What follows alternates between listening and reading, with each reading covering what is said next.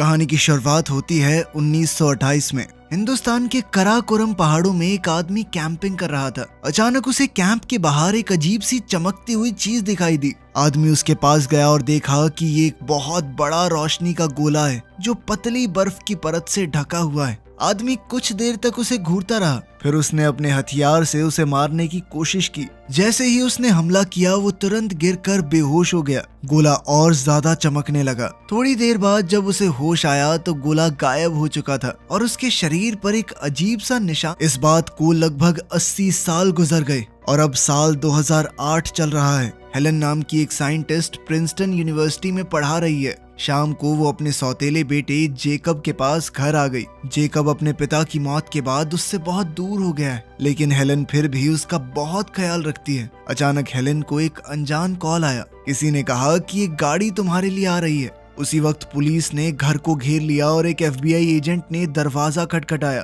और कहा कि हेलन को अभी उसके साथ चलना होगा। वो हेलन को कुछ भी बताने को तैयार नहीं थे। हेलन जेकब को ऐसे ही अकेला छोड़कर नहीं जाना चाहती, पर तभी पड़ोस की औरत आ गई और हेलन ने जेकब को उसके पास छोड़ दिया। वो लोग हेलन को गाड़ी में ले गए, पर FBI एजेंट ने अभी भी कुछ नहीं बताया। थोड़ी देर बाद हेलन एक हवाई अड्डे पर पहुंची, जहां एक हेलीकॉप्टर मौजूद है। उसमें बहुत सारी अलग अलग फील्ड्स के साइंटिस्ट बैठे हैं। उन सभी को बिना कुछ भी बताए घर से उठाया गया था। थोड़ी देर में वो लोग न्यू जर्सी की लिनवुड मिलिट्री अकेडमी पहुंच गए। मिलिट्री ने सभी लोगों को अपने अपने फोन्स जमा करने को कहा। हेलन ने जल्दी से अपना फोन कपड़ों में छुपा लिया। उसके बाद उसका पुराना दोस्त माइकल उससे मिला। उसने हेलन का नाम जरूरी लोगों की लिस्ट में इसीलिए डाला क्योंकि हेलन फेमस डॉक्टर कार्ल के साथ काम करती है। माइकल ने सभी साइंटिस्टों को एक कमरे में बुलाया और पूरी बात बताई। एक अनजान चीज अंतरिक्ष से धरती की तरफ बढ़ रही है। अगर उसकी डायरेक्शन देखी जाए तो वो सीधा सीधा धरती से टकराने वाली है।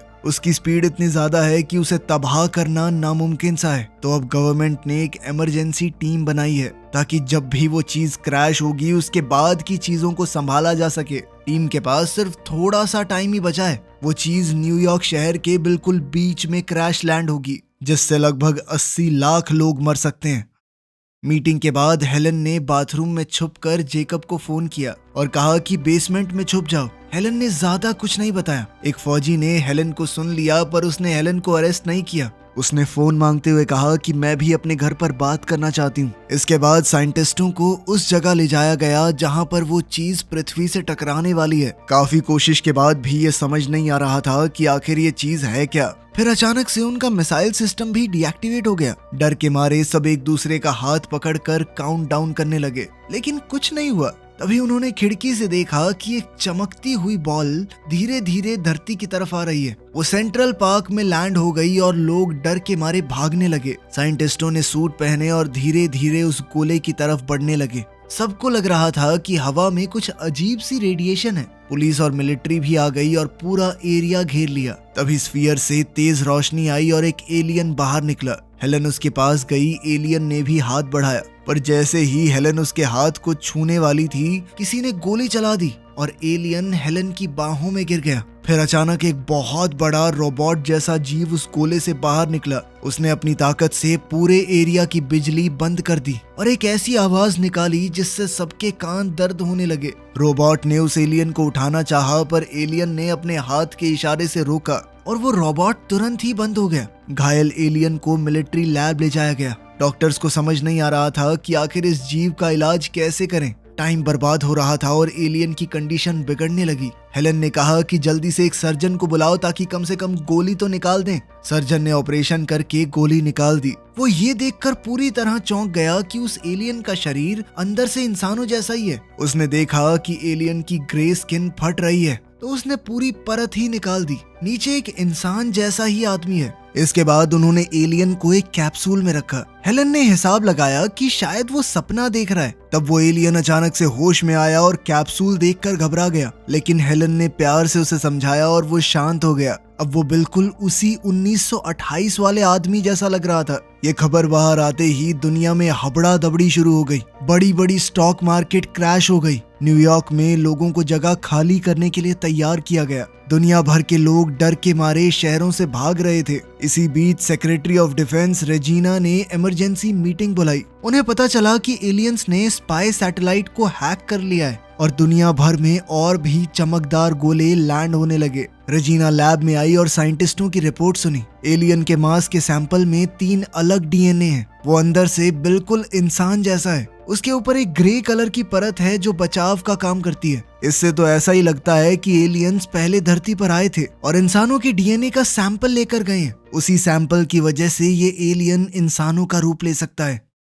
रेजिना एलियन से मिलने गई तो वो एकदम परफेक्ट इंग्लिश में बात कर रहा था। एलियन ने थोड़ा पानी मांगा। उसका हाथ कांप रहा था। उसने कहा कि इस शरीर की आदत पड़ने में मुझे थोड़ा टाइम लगेगा। रेजिना ने उससे कुछ सवाल पूछे लेकिन एलियन ने इग्नोर कर दिए। इसके बाद हेलन ने बड़े प्यार से पूछा तो एलियन ने जवाब दिया कि उसका नाम क्लाटू है और वो कई सारी सिविलाइजेशंस की तरफ से आया है। उसने यूनाइटेड नेशंस के साथ एक मीटिंग मांगी पर रेजिना ने इसके लिए मना कर दिया। ये सुनते ही क्लाटू ने कुछ भी और बताने से मना कर दिया तो रेजिना ने ऑर्डर दिया कि इसे सच बोलने वाला सिरम लगाओ और फिर एक सुरक्षित जगह पर ले जाओ पूछताछ के लिए। साइंटिस्टों का मानना था कि क्लाटू इंसानों के इतिहास की सबसे बड़ी खोज है। वो लोग उसे सीक्रेट सर्विस को देना नहीं चाहते, लेकिन रेजिना को लगा कि ये एलियन इंसानों के लिए बहुत बड़ा खतरा है, इसीलिए ये फैसला सेक्रेटरी ऑफ डिफेंस ले सकती है। माइकल और रेजिना आपस में झगड़ने लगे। तब हेलन ने बीच में आकर कहा कि वो खुद एलियन को इंजेक्शन देगी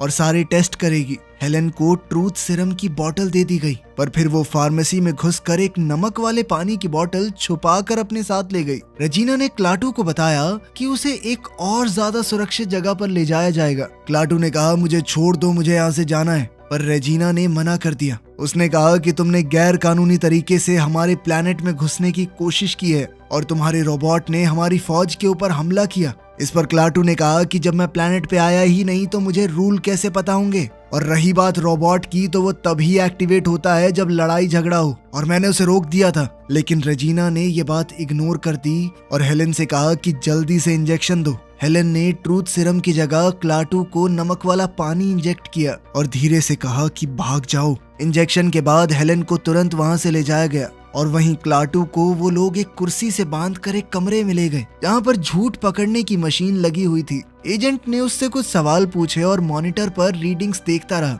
क्लाटू ने कुछ बेकार से जवाब दिए और फिर अपनी ताकत से मशीन को रीप्रोग्राम किया और उस एजेंट को ही बिजली का झटका दे दिया। इसके बाद क्लाटू ने एजेंट के दिमाग को कंट्रोल कर लिया और पूछा कि बेस से कैसे निकला जाए। उसने एजेंट को अपना सूट उसे देने का ऑर्डर भी दिया। फिर क्लाटू ने सिक्योरिटी कैमरास को कंट्रोल करके सभी गार्ड्स की लोकेशन देख ली। उसने उसी तीखी आवाज का इस्तेमाल करके सबको बेहोश कर दिया। तभी अलार्म बज गया, लोग भागने लगे, लेकिन क्लाटू आराम से बिल्डिंग से निकल गया। इस बीच हेलन ने एलियन के मांस का एक सैंपल चुरा लिया। रेजिना ने सभी फोर्सेस को ऑर्डर दिए कि जल्द से जल्द उस एलियन को पकड़ो। जल्द ही क्लाटू ट्रेन स्टेशन पहुंच गया। वहां भी बुरा हाल था क्योंकि बहुत सी ट्रेन कैंसिल हो गई थी। क्लाटू को अब भूख लगने लगी क्योंकि उसका आधा शरीर तो इंसान का था। उसने अपनी ताकत का इस्तेमाल करके वेंडिंग मशीन से एक सैंडविच निकाल लिया। एक छोटा बच्चा उसे देखकर हैरान हो गया। अब क्लाटू ने लोगों को थोड़ा ऑब्जर्व करना शुरू किया और देखा कि लोग थोड़ी देर रुकने पर ही गुस्सा हो जाते हैं। अचानक क्लाटू को चक्कर आया। वो बाथरूम गया और देखा कि उसका खून बह रहा है। फिर वो अचानक ही बेहोश हो गया।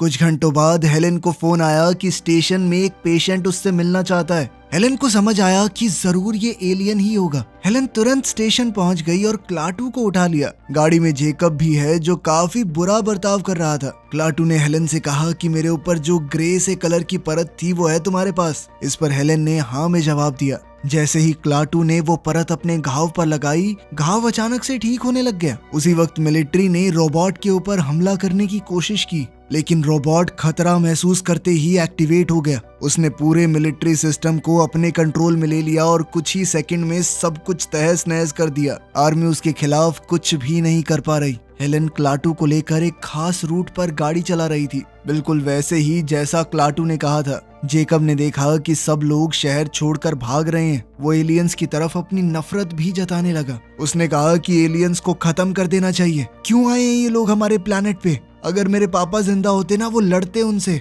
आखिरकार वो लोग एक खास जगह पर पहुंच गए। जेकब बाथरूम चला गया और क्लाटू ने हेलन से उसके परिवार के बारे में पूछा। हेलन ने बताया कि जेकब के पिता एक मिलिट्री इंजीनियर थे और उसकी माँ जेकब को जन्म देते ही मर गई। हेलन ने जेकब के पिता से शादी की, लेकिन कुछ समय बाद वो भी मर गए और अब जेकब हेलन के साथ ही रहता है। फिर वो एक फास्ट फूड रेस्टोरेंट में गए जहाँ क्लाटू की मीटिंग मिस्टर वू से हुई। मिस्टर वू भी एक एलियन है जो 70 साल पहले धरती पर आया था। वो अब तक इंसानों के बर्ताव को स्टडी कर रहा था। उसने सीधा सीधा कहा कि इंसान बहुत जिद्दी हैं, बदलना नहीं चाहते और आपस में बहुत लड़ते भी हैं, खुद को ही तबाह कर लेंगे कभी। क्लाटू ने उसकी बात में हामी भरी और कहा कि ऑपरेशन शुरू करने का टाइम आ गया है। लेकिन मिस्टर वू धरती छोड़कर जाना नहीं चाहता क्योंकि उसने इंसानों की बुराई भी देखी है और अच्छाई भी, और अब उसका परिवार धरती पर ही है, इसीलिए वो मरते दम तक उनके साथ रहना चाहता है। तब मिलिट्री ने रोबोट के आसपास शक्तिशाली पैनल्स लगा दिए। उन्हें लग रहा था कि इससे रोबोट की पावर ब्लॉक हो जाएगी।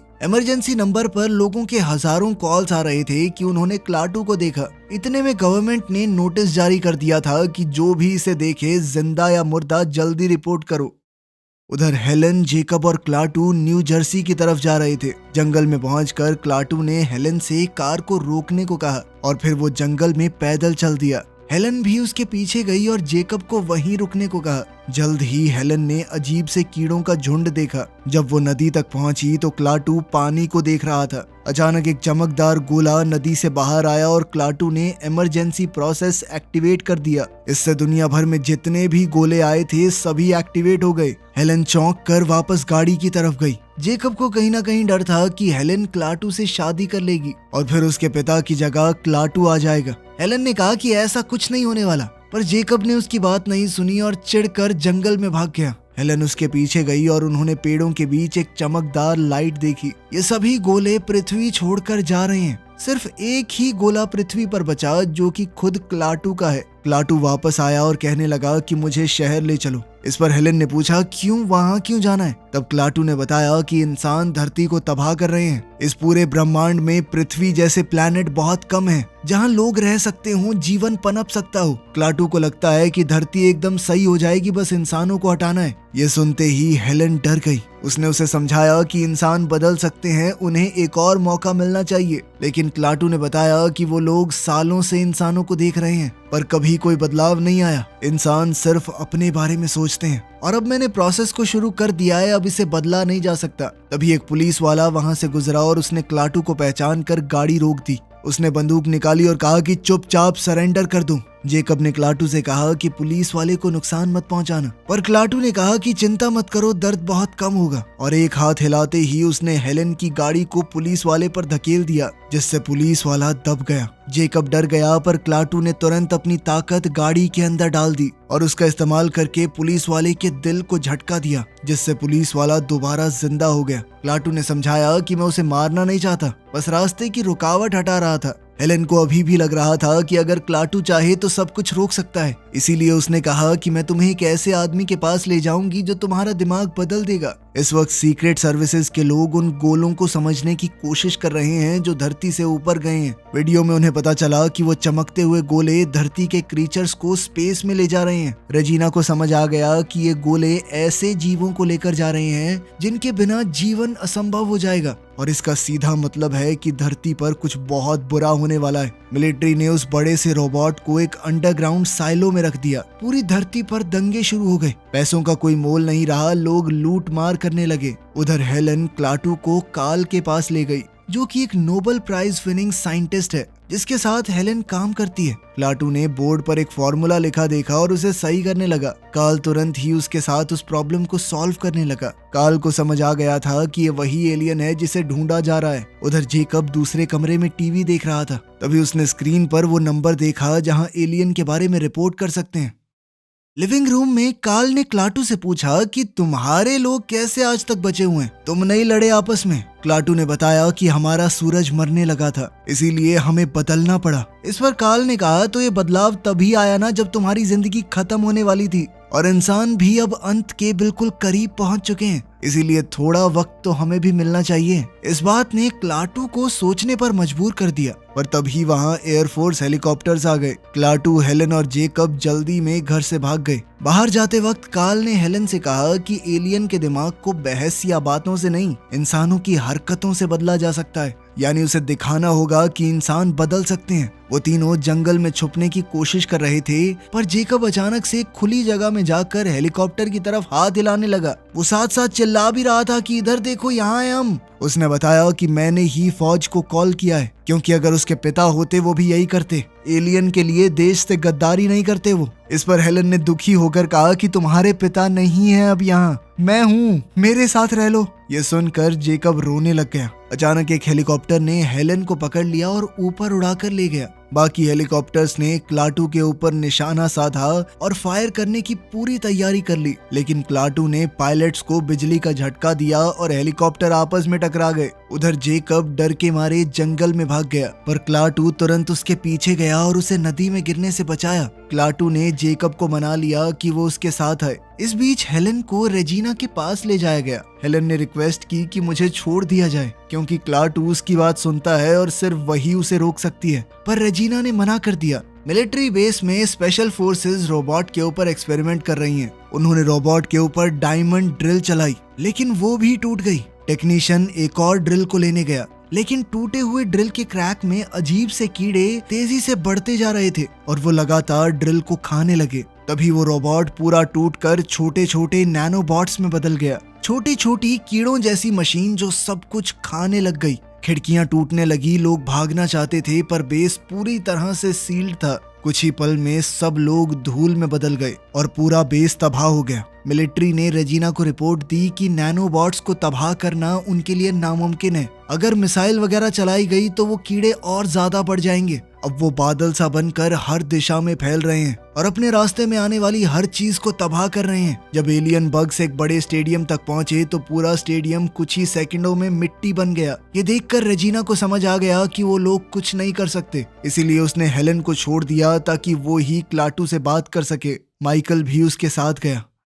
जंगल में क्लाटू जेकब को एक कैबिन में ले गया और उससे कहा कि तुम अपनी माँ को फोन कर लो। फोन पर उन्होंने एक सुरक्षित जगह पर मिलने का प्लान बनाया, जिसके बाद जेकब और क्लाटू वहां के लिए निकल पड़े। रास्ते में जेकब ने मान लिया कि अब वो क्लाटू को मरवाना नहीं चाहता। ये सुनकर क्लाटू ने पहली बार सोचा कि शायद इंसान उतने बुरे नहीं होते जितना वो सोचता है। कुछ देर बाद वो लोग कब्रिस्तान पहुंचे जहां जेकब के पिता की कब्र है। जेकब ने रोकर क्लाटू से कहा कि क्या तुम मेरे पापा को भी जिंदा कर सकते हो, जैसे तुमने उस पुलिस वाले को किया था। लेकिन क्लाटू ने कहा कि मेरी ताकत की भी एक सीमा है। मैं एक ऐसे इंसान को जिंदा कर सकता हूँ जो अभी घायल हुआ हो या मरा हो, लेकिन सालों पहले अगर कोई मर गया उसे मैं कैसे जिंदा करूँ। ये सुनकर जेकब को बुरा लगा और उसने कहा कि यहाँ से चलते हैं। उसी वक्त हेलन आ गई और दौड़कर जेकब को गले लगा लिया। जेकब ने भी अपने पिता की मौत को अपना लिया और उन दोनों ने एक दूसरे से अपने बर्ताव के लिए माफी मांगी। दोनों ने फैसला किया कि अब वो एक सही परिवार की तरह रहेंगे।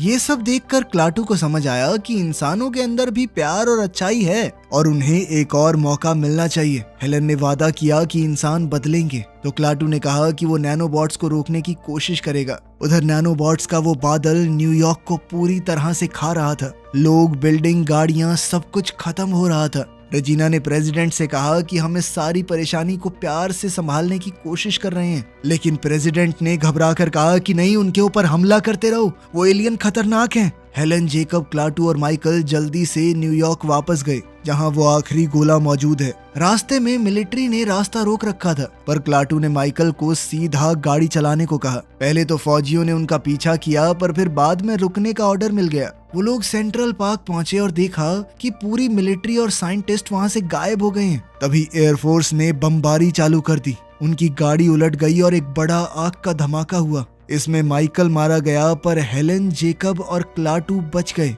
नैनोबॉट्स उनके एरिया में आ गए और गाड़ी को तोड़ने लगे, तो क्लाटू हेलन और जेकब को लेकर उस गोले की तरफ बढ़ा, लेकिन नैनोबॉट्स के वो बादल पूरे आसमान में छा चुके थे। तीनों मौका देखकर एक पुल के नीचे छुप गए। अचानक जेकब की नाक से खून बहने लगा और वो बेहोश हो गया। हेलन की नाक भी बहने लगी। क्लाटू ने बताया कि वो कीड़े तुम्हारे अंदर भी घुस गए हैं और धीरे धीरे अंदर से खा रहे हैं तुम्हें। हेलन ने उससे कहा कि प्लीज हमें बचा लो। क्लाटू ने उसके हाथ पकड़े और अपनी ताकत से उसके शरीर के सारे कीड़े निकालकर अपने अंदर खींच लिए। तभी जेकब होश में आ गया। क्लाटू ने माना कि कार्ल सही था, इंसान भी बिल्कुल अपने अंत के पास आकर बदल सकता है। फिर क्लाटू ने उन दोनों को एक आखिरी बार देखा और फिर नैनोबॉट्स के उस बादल में घुसकर अपने गोले तक पहुंच गया। जैसे ही उसने गोले को छुआ तो उसका शरीर टूटकर बिखर गया और सारे नैनोबॉट्स भी खत्म हो गए। मरे हुए नैनोबॉट्स बर्फ की तरह पूरी दुनिया में गिरने लगे, लेकिन इसके साथ ही पूरी दुनिया में बिजली बंद हो गई।